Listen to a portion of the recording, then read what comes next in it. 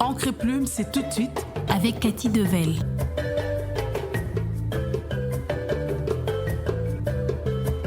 Encre et Plume.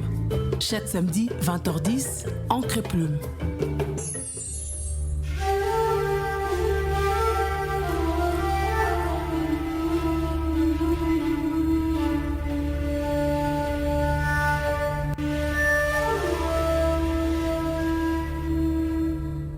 Fidèles auditeurs, bonsoir et bienvenue à ce nouveau numéro d'Encre et Plume. Ce soir, nous parlons de la vie des familles, des enfants différents dans nos familles, des handicaps des uns des autres avec Madame Elodie Ngalaka, notre invitée spéciale et son œuvre intitulée « Ma vie entre vos parenthèses ». Bonsoir Madame Elodie Ngalaka et bienvenue dans Encre et Plume. Merci beaucoup, bienvenue à tous les auditeurs et merci de m'avoir invitée.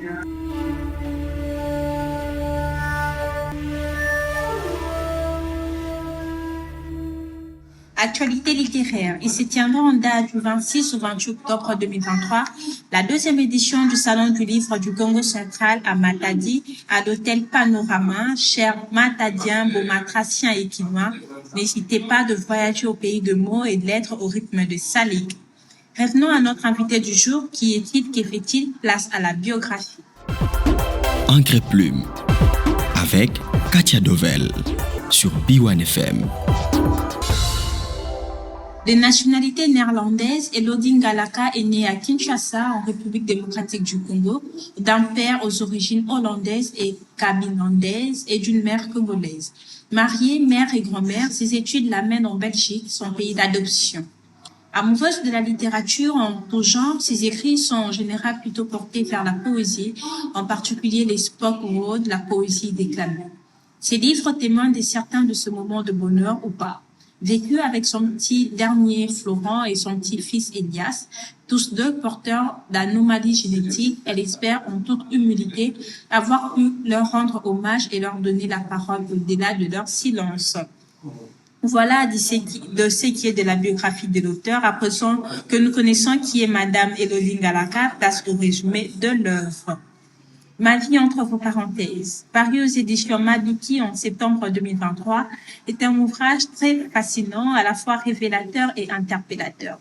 L'histoire d'une vie, il peint une réalité dont on n'aime pas parler très souvent. Les quotidiens de parents et des personnes qui prennent en charge ces enfants en situation de handicap.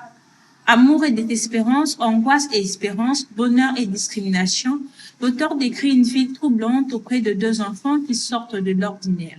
Très bel ouvrage que nous recommandons à chacun et à tous.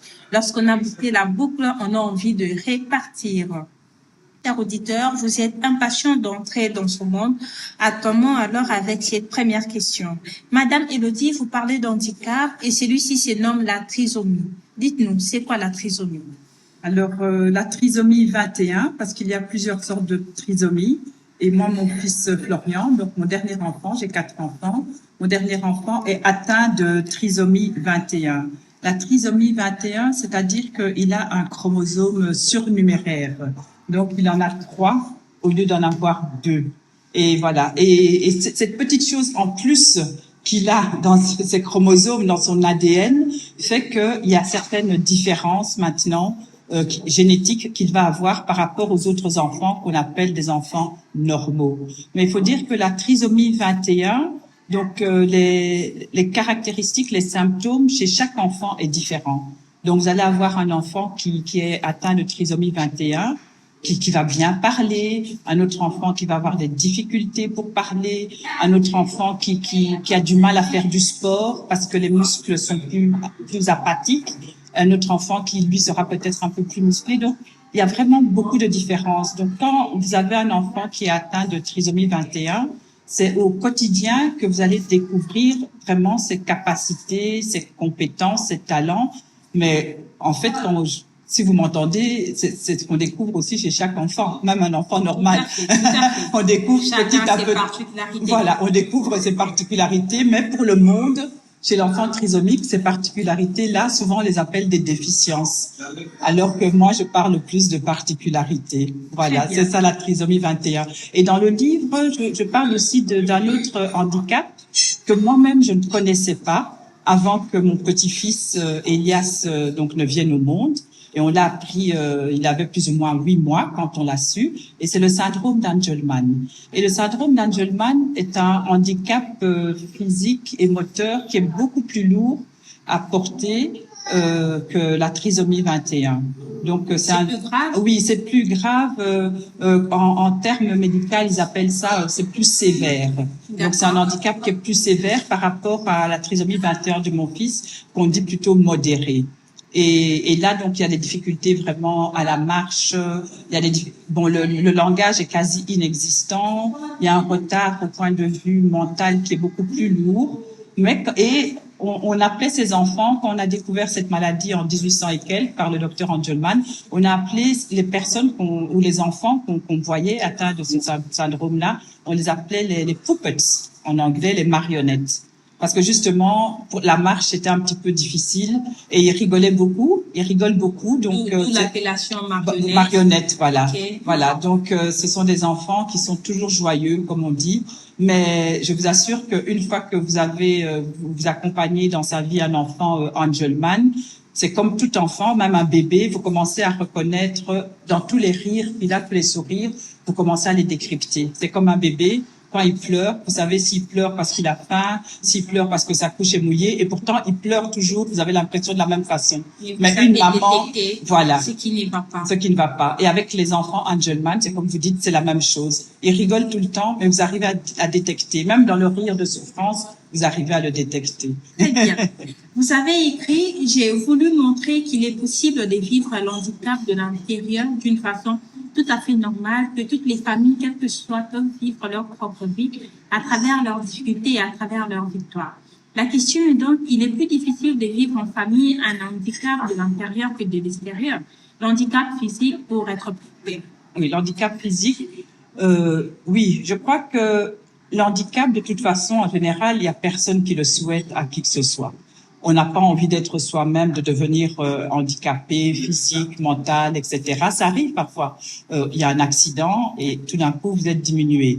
Bon, là, vous avez un enfant que vous croyez qu'il allait tout avoir et tout. Et puis, bon, les médecins vous disent, voilà, votre enfant, il est atteint de ceci, cela. Donc, il y a certaines choses qu'il ne pourra pas faire dans la vie. Et quand je dis, parfois, l'extérieur, quand on voit un enfant qui est handicapé de l'extérieur, on peut avoir deux attitudes. On va voir peut-être, oh, ça c'est un petit handicap. Alors que pour cet enfant-là, peut-être la vie de tous les jours, elle est très difficile. Ou bien même pour sa famille.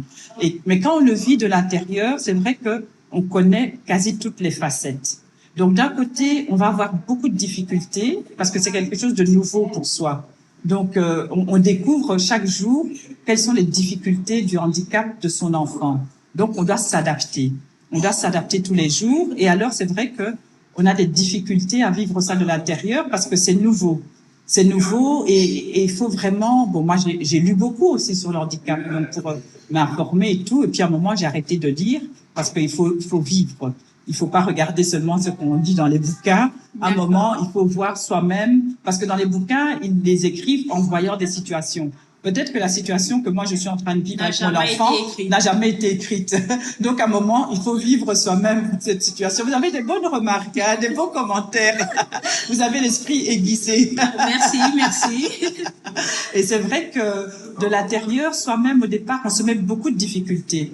Donc je peux dire que oui, vivre le handicap de l'intérieur est difficile parce qu'il y a plein de choses que quand on est à l'extérieur, on n'y pense même pas.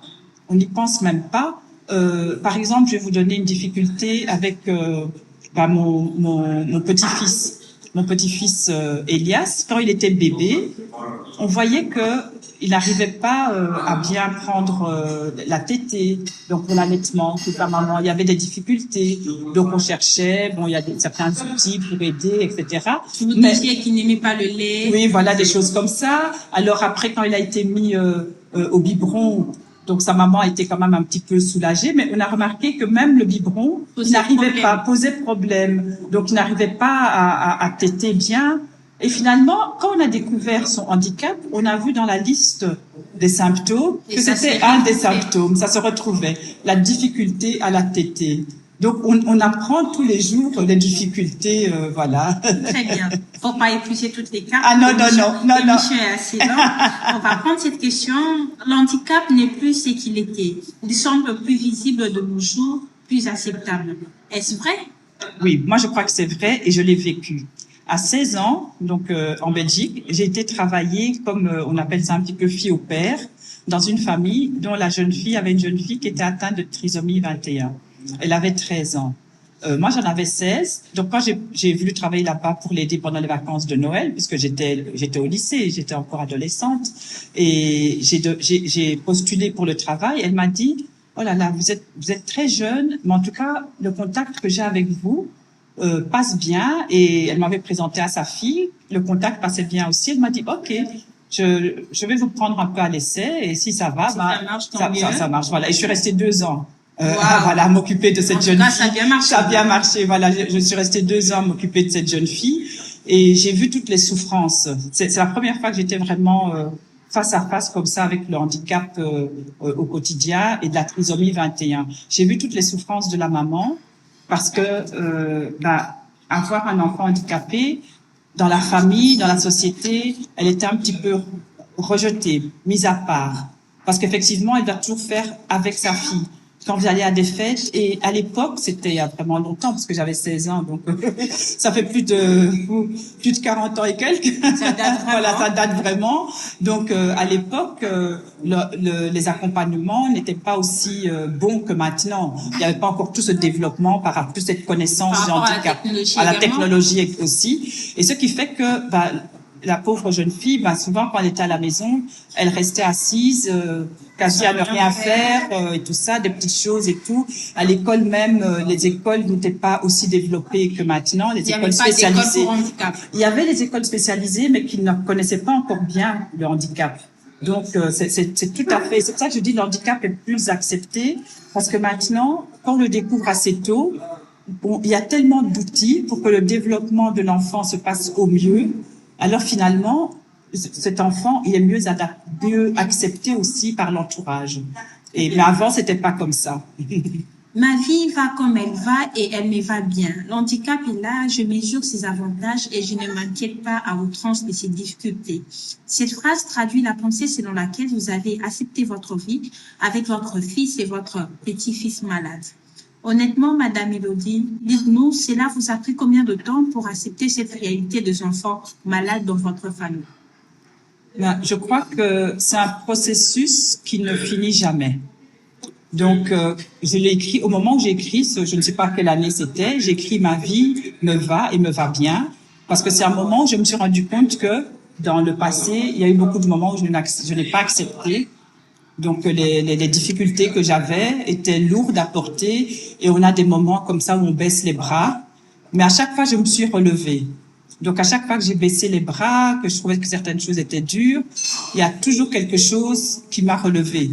Bon, quand je dis quelque chose, je dois dire quelqu'un, je dois dire une entité supérieure, et je peux dire Dieu. Donc il m'a toujours relevée et je me suis toujours relevée.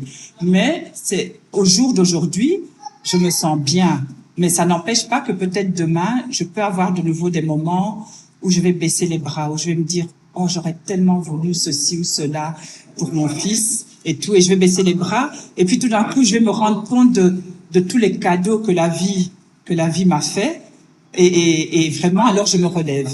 Et je peux dire à ce moment-là, à nouveau, ma vie me va telle qu'elle est et je l'accepte. Mais c'est un combat au quotidien.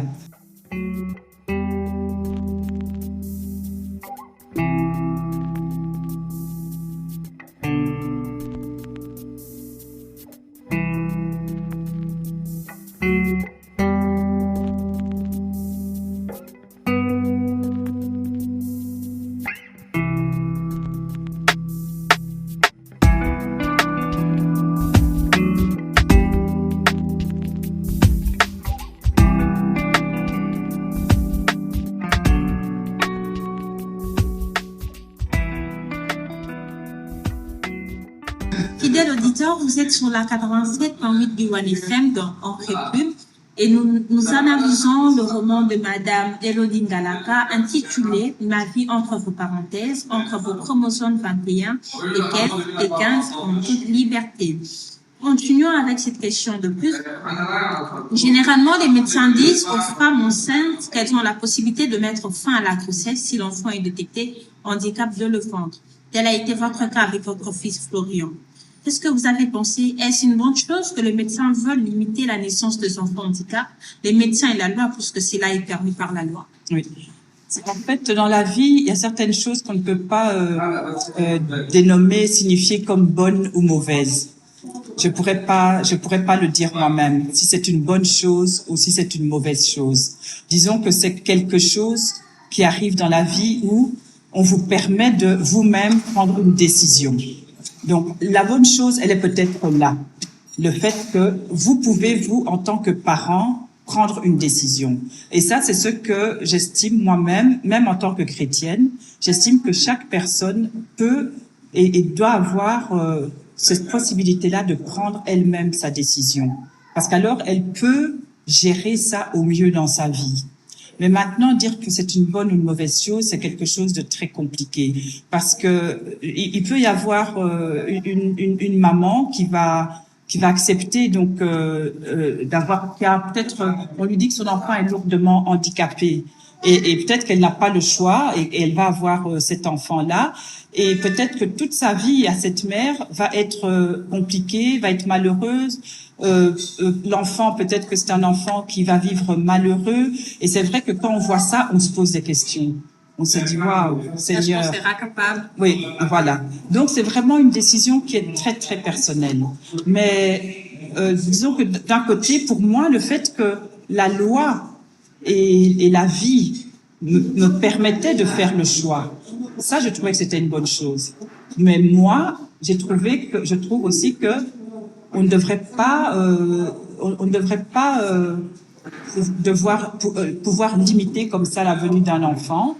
Et d'un autre côté, j'ai vu certains enfants qui sont tellement lourdement handicapés qu'ils n'arrivent pas à participer à la vie de tous les jours, qui n'ont même pas de visite parce que les parents l'ont abandonné, et parfois qui sont là tout seuls, et on se dit, waouh, quand on est comme ça devant la souffrance d'un enfant, on se dit, qu'aurait-il fallu faire? Moi, j'ai pas de réponse. J'ai pas de réponse. À chaque auditeur de donner sa réponse. Mais moi, j'ai eu ma réponse. Moi, j'ai mon fils Florian. Et même si j'ai eu des moments de doute, je suis tellement heureuse d'avoir mon fils Florian. Très bien. Mais comment le handicap qui peut être visible de le ventre pour Elias, votre petit-fils, n'a pas été le cas? Seul un médecin de l'Office national de l'enfance en Belgique francophone vous a dit cela, mais de façon très désagréable, que le contour de sa tête n'était pas normal. Effectivement, parfois certains handicaps ne se voient pas tout de suite. Et c'est ce qui s'est passé avec mon petit-fils. Donc mon petit-fils, mon fils aîné était encore assez jeune, sa maman aussi. C'est comme ça que je me suis retrouvée, on s'est retrouvés, mon mari et moi, à élever donc notre petit-fils dans la maison avec notre fils aîné, pour le soulager puisqu'il était encore dans les études. Et en m'occupant de lui, il y a des petites choses qu'on remarquait. Bon, justement, les tétés difficiles, mais ça arrive à d'autres mamans avec leurs enfants. Donc, les médecins vous disent non, c'est pas grave, ça va passer. Le biberon, non, changez de tétine. On a changé de tétine plusieurs fois. Voilà, changer ceci, changer le lait, des choses comme ça, etc. Et un jour, donc, c'est un médecin dans les visites, des nourrissons, mais c'était pas chez les francophones, c'était chez les néerlandophones. Voilà, c'était chez les néerlandophones. Là, j'avais mis la traduction, donc, en français, mais c'était chez les néerlandophones. Mais il avait dit, j'étais là avec mon fils à la consultation, il a mesuré le contour de notre petit-fils, et puis il était un petit peu agité, mais il nous a parlé vraiment avec aucune bienveillance. Oui, le contour de la tête de cet enfant n'est pas normal, on vous l'a jamais dit. Mais vraiment, il a été très, très violent. On a été choqués. Oui, on était choqués qu'un médecin puisse parler comme ça. Oui, votre enfant, il est toujours agité comme ça, il doit avoir quelque chose. C'est pas normal. Enfin, mais il a été d'une violence vraiment très... Alors que finalement, il avait pointé juste. Il y avait quelque chose. Mais il était le premier, il était le premier à avoir dit, il y a quelque chose, il était vraiment tout petit, il y a quelque chose chez cet enfant, mais il a dit d'une façon très, très brutale et pas très bienveillante. Et après, quand on a vu d'autres médecins nous ont dit, mais non, qu'est-ce qu'ils vous racontent, le concours de la tête est tout à fait normal. Il y en a... Entre médecins, ça s'est contredit. Oui, voilà, tout à fait. Et là, et finalement, c'est moi qui, disons, à part ce médecin-là, qui n'était pas très, très bienveillant, c'est moi qui m'occupais de cet enfant, de mon petit-fils au quotidien, qui ai remarqué qu'il avait beaucoup de retard. Et ayant déjà eu Florian, qui avait déjà du retard par rapport aux autres enfants, donc après, plus ou moins 4 mois, 5 mois, même 4 mois, bon, l'enfant qui sait pas poser sa tête, qui ne sait pas s'asseoir, alors les médecins disaient non, mais des enfants ils s'asseyent même qu'à 6-7 mois, ne vous inquiétez pas, etc. Mais moi, et puis parfois je l'appelais, il tournait pas la tête, vous voyez des petites choses alors, comme ça. Alors un petit enfant, dès qu'on l'appelle, ça oui, voilà, il tourne la tête, etc. Et parfois il restait assis et il regardait comme ça l'horizon sans réaction. Donc je me suis dit il y a quelque chose. Et j'ai eu la chance, moi c'est une chance quand même que mon fils, comme il suivait déjà certains, en paramédical, il était déjà suivi, disons.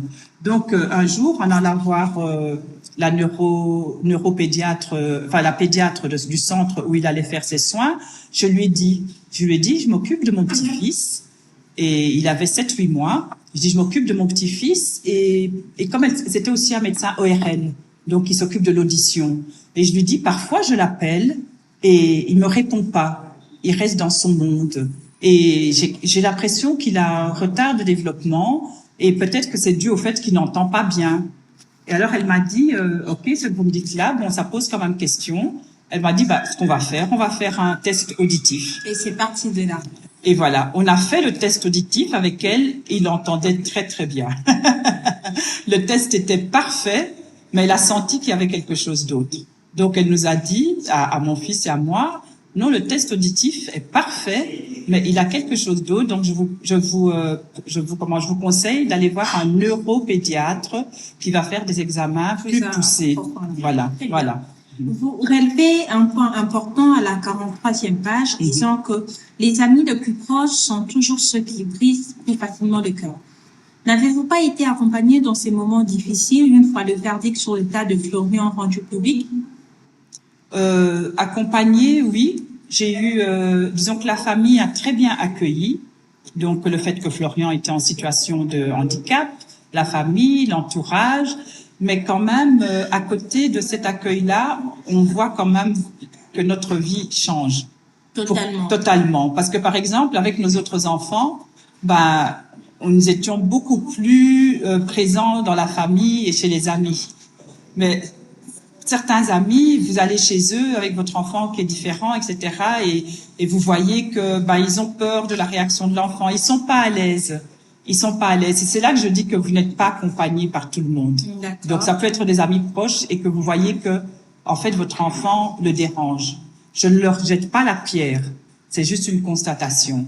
Et à ce moment-là, donc, vous décidez de vous retirer. Voilà. Quand on constate ça, on se retire un petit peu. Florian nous était prédestiné et je savais au fond de moi qu'Elias viendrait aussi. Je l'ai toujours su. Comment l'avez-vous su? Et est-ce héréditaire, génétique, cette maladie? L'handicap de Florian est différent d'Elias. Comment ça fait qu'on retrouve 2 cas dans une même famille? Oui. Donc, ce sont 2 handicaps tout à fait différents et ce sont 2 handicaps qui ne sont pas héréditaires. Donc, voilà. Ce sont des anomalies chromosomiques qui peuvent arriver à toute famille. Mais c'est un petit peu parfois comme les médecins, quand vous allez faire des consultations, ils vous demandent toujours, est-ce qu'il y a beaucoup de cancers dans votre famille, etc., de cancers de ceci, de cela. Surtout les femmes, quand elles vont se faire des mammographies et tout, on leur demande, mais dans votre famille, est-ce qu'il y a beaucoup de cancers de sein? Parce qu'ils disent, ce n'est pas héréditaire, mais ils constatent que dans certaines familles, il y a certaines tendances qui peuvent y avoir. On a ça aussi, on a les familles aussi où il y a beaucoup de jumeaux. Donc, il y a des choses que les médecins constatent, mais sans avoir vraiment de support scientifique pour l'expliquer. Comment avez-vous su qu'un Elias viendrait avec le même problème? Alors là, ce n'est pas du tout lié à la génétique. Donc c'est vraiment, comme on dit, moi j'ai parlé d'anomalie, mais c'est même un accident chromosomique. Donc, ce n'est pas génétique.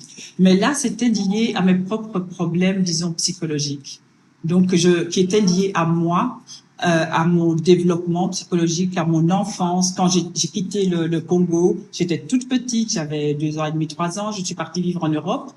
Et en fait, ça a été une cassure pour moi. Cette cassure familiale, je l'ai très mal vécue par rapport à certains peut-être de mes frères et sœurs. Moi, je l'ai très mal vécue, donc je me suis enfermée sur moi-même.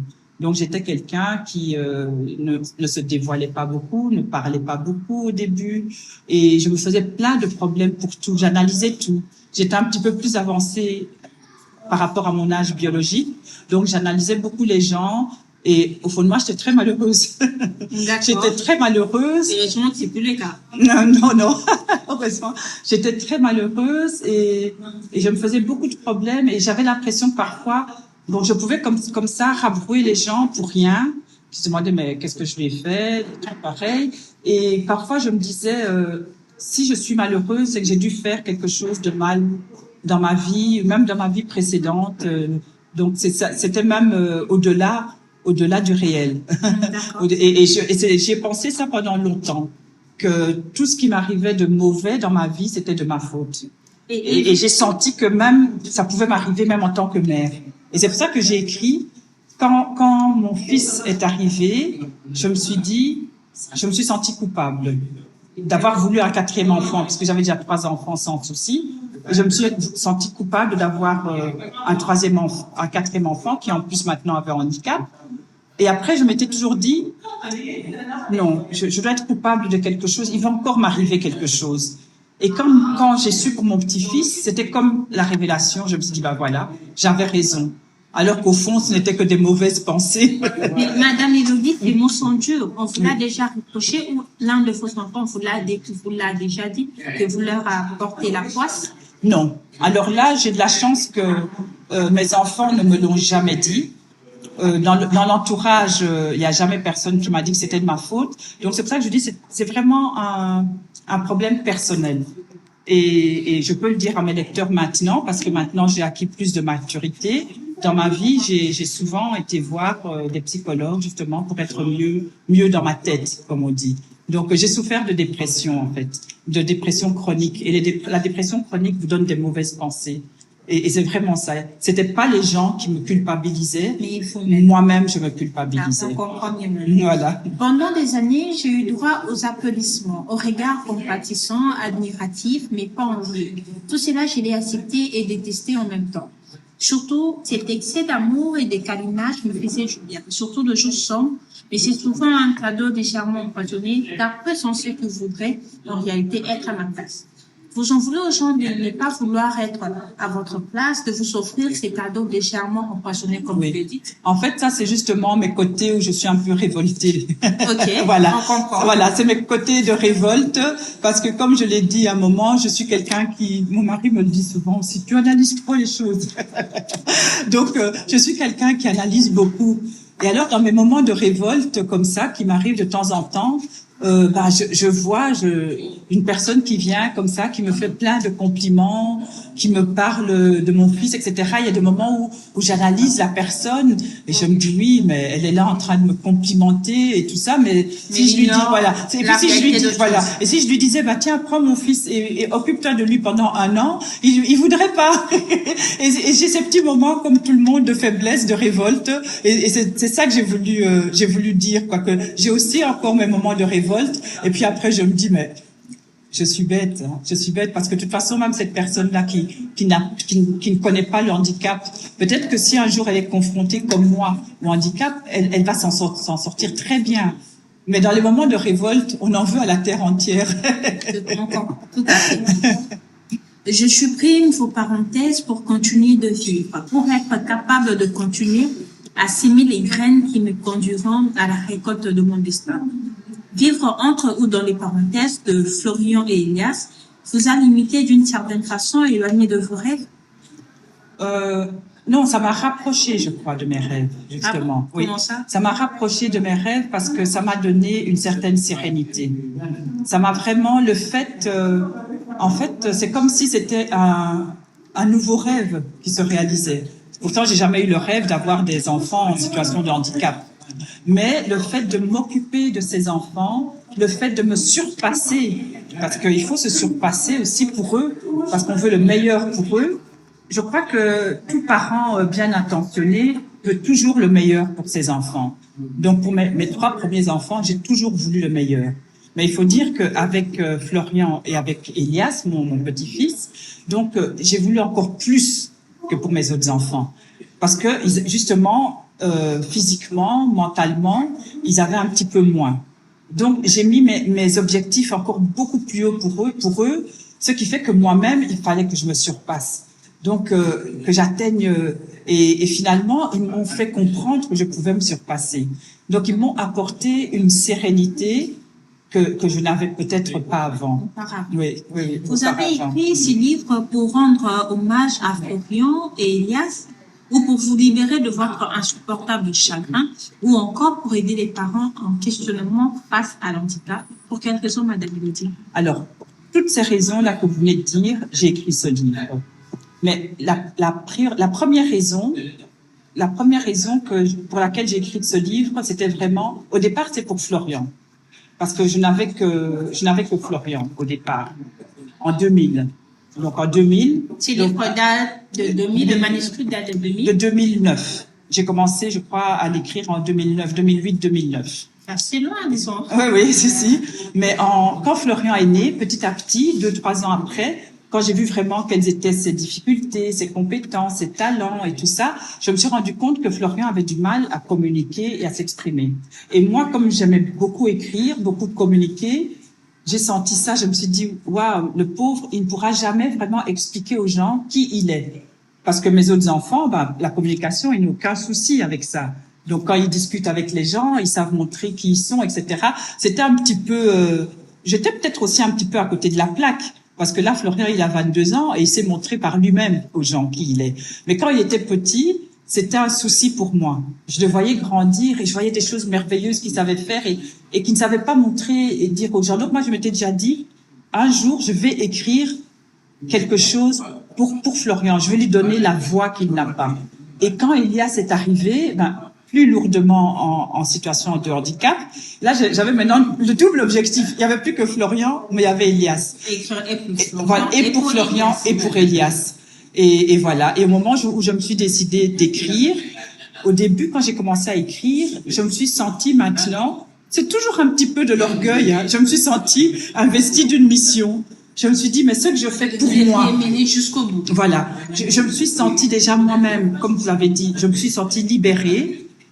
Justement, je vous ai expliqué que j'étais toujours en dépression chronique, j'étais suivie par des psychologues et tout, pour diverses raisons personnelles.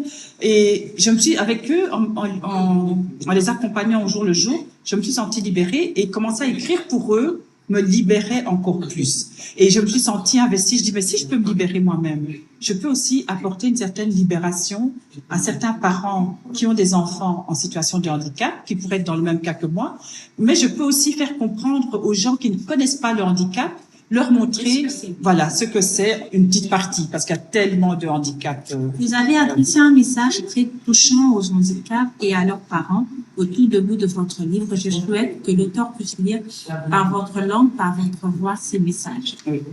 Je désire rendre hommage à tous les enfants en situation de handicap, pour qu'on arrête de les regarder avec des yeux remplis de curiosité, pour qu'on les voie tels qu'ils sont, avec des yeux remplis d'un intérêt bienveillant ou encore mieux, d'amour. Je désire vous rendre hommage, à vous les parents d'un enfant en situation de handicap. Vous le méritez, vous savez très bien pourquoi. Elodie Ngalaka. Magnifique. Merci. Merci. Voilà, ça explique ce que je vous ai dit. Encre et Plume avec Katia Dovel sur B1FM. Voilà, fidèles auditeurs, vous l'avez compris, nous sommes arrivés à la fin de ces numéros consacrés à Madame Elodie Ngalaka, auteure du livre Ma vie entre vos parenthèses, paru aux éditions Mabiki en septembre 2023. Chère autrice, Encre et Plume vous remercie de votre disponibilité.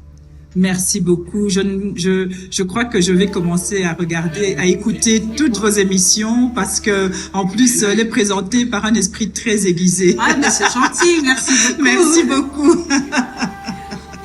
Et alors, comment faire pour se procurer de l'œuvre et à quel prix? Alors, l'œuvre, elle est vendue à $15 et vous pouvez la trouver chez Mabiki en ligne sur le site de Mabiki. Vous pouvez aussi vous adresser à l'AESH, qui est une entreprise de libraire ambulant. Donc voilà, ils sont assez connus sur la place ici au Congo. Donc pour le moment, vous avez Mabiki ici au Congo, vous avez l'AESH. Donc quand je serai en Europe, il y aura d'autres canaux. Ah oui, aussi à Texas Bilembo. À Texas Bilembo aussi, vous avez aussi des exemplaires là-bas. Et au fur et à mesure, il y aura des exemplaires dans plusieurs librairies. Je ne connais pas encore tout puisque c'est Mabiki qui s'occupe de la promotion et tout du livre. Donc je vous tiendrai au courant. Voilà, je vous ai déjà dit où vous pouvez vous le procurer. Et s'il y a plus d'endroits, je vous tiendrai au courant. Très bien. Chers auditeurs, n'oubliez pas de nous suivre sur nos pages réseaux sociaux, Facebook, Instagram, TikTok, Twitter et nous contacter sur le 081 97 56 972. Le 081 97 56 972. Encre Plume, c'en est fini pour aujourd'hui, chers auditeurs. On se donne rendez-vous. À la prochaine. Encre Plume avec Cathy Devel. Encre Plume. Chaque samedi, 20h10, Encre Plume.